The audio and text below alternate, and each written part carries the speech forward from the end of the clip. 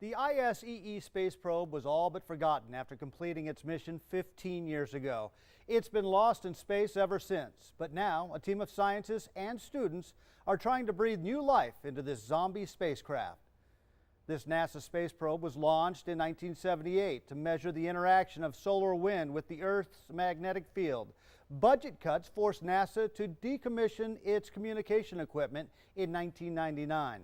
The so-called zombie space probe has been on its own ever since, but now it's getting a second chance thanks to a group of techies working in a former McDonald's in the shadow of NASA's Hangar 1 in Mountain View, California.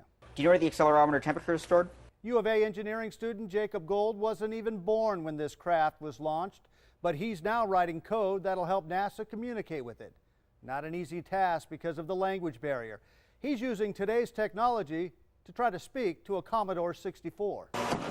Which was the problem, because it was capable of speaking, just no one knew what to say to it or how to say it to it. The idea of taking a disco satellite, and trying to make it work again appeals to the hacker mentalities.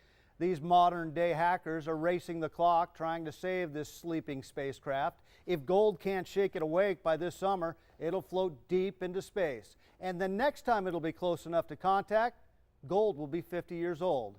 He and his team believe there is life left in this zombie spacecraft, and it can still do science, they say. But first, they have to make contact so they can give it new instructions. John Overall, News 4 Tucson.